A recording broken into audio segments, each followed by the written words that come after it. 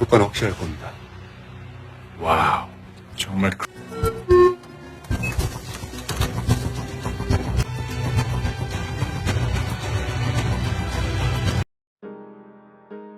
Hai semuanya, cerita film ada di sini.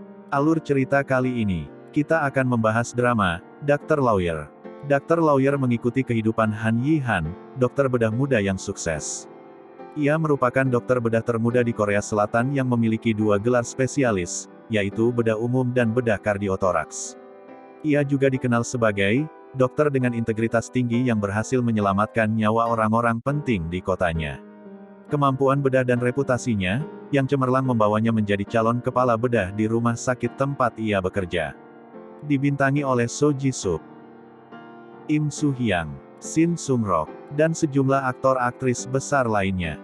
Tidak usah berlama-lama lagi. Langsung saja kita ke alur ceritanya.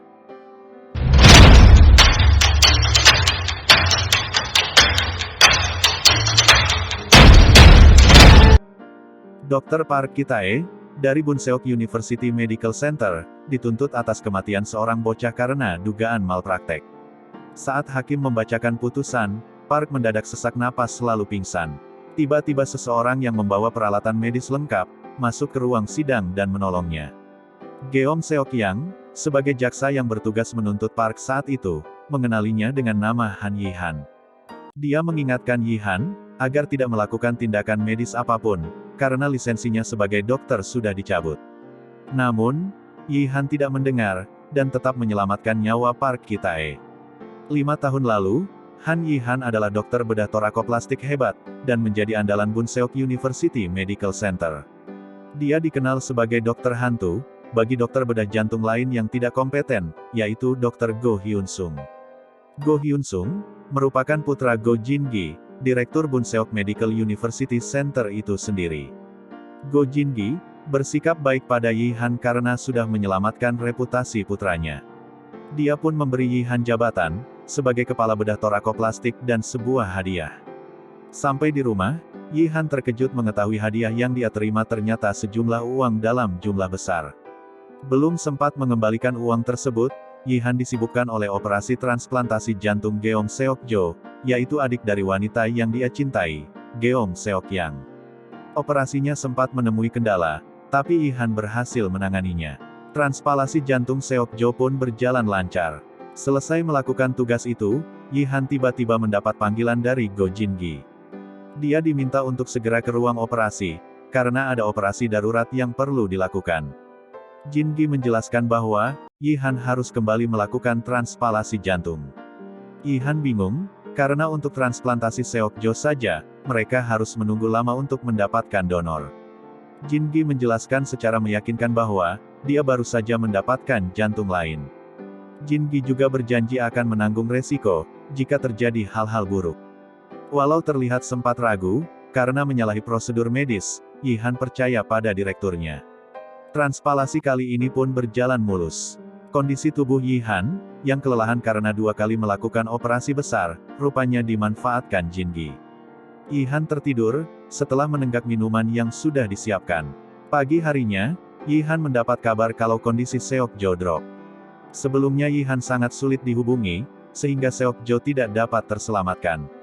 Seketika kondisi berbalik merugikannya. Yi-han dituduh melakukan tindakan medis yang menyalahi aturan.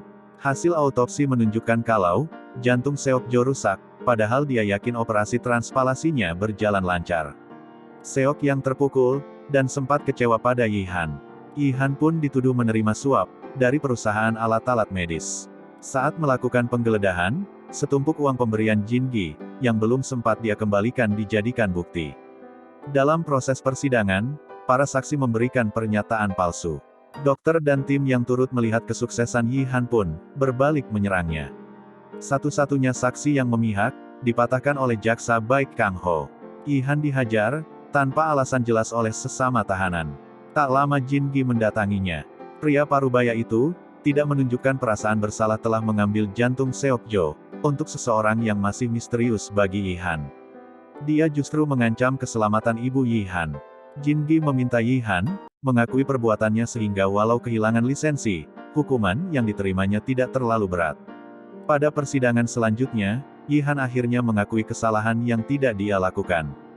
Dia menuruti permintaan Jingi, dan membuat Seok yang kecewa. Perempuan itu yakin bukan Yihan pelakunya.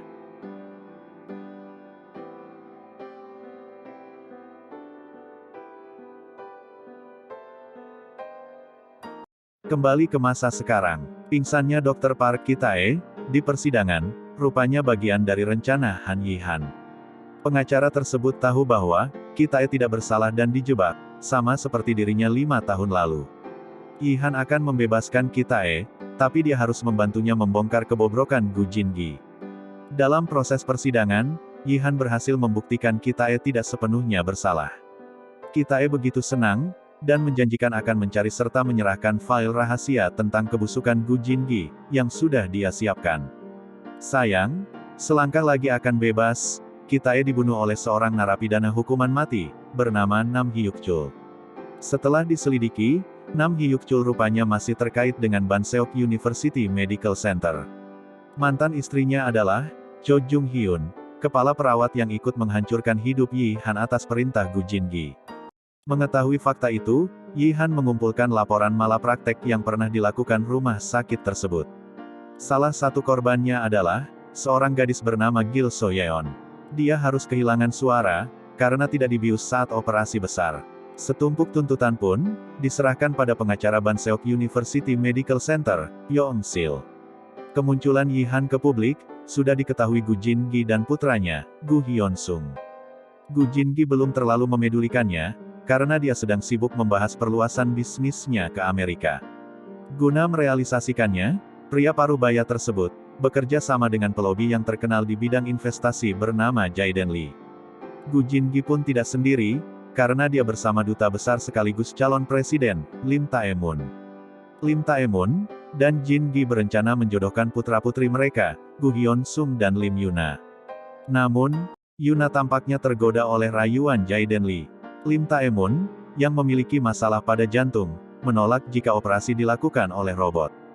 Dia ingin Gu Hyun-sung yang mengoperasinya. Hyun-sung tentu panik, karena dia tidak kompeten dan sudah lama mengandalkan robot untuk melakukan tugas-tugasnya di meja operasi. Kepanikan Hyun-sung semakin jadi, ketika dia melihat Yihan di rumah sakit untuk mengambil barang-barang Park Ki-tae. Secara kebetulan, Yihan juga bertemu Jaiden Lee yang hendak membicarakan bisnis dengan Gu Jingi. Pria itu terlihat tertarik dengan sikap dan pernyataan Yihan mengenai Banseok University Medical Center. Tak berselang lama, Jaiden Lee meminta Yihan menemuinya. Yihan terkejut melihat Yuna berlumuran darah dan berbaring di tempat tidur pria tersebut. Jangan lupa untuk nonton dramanya. Sampai jumpa lagi. Bye. 절대 누구에게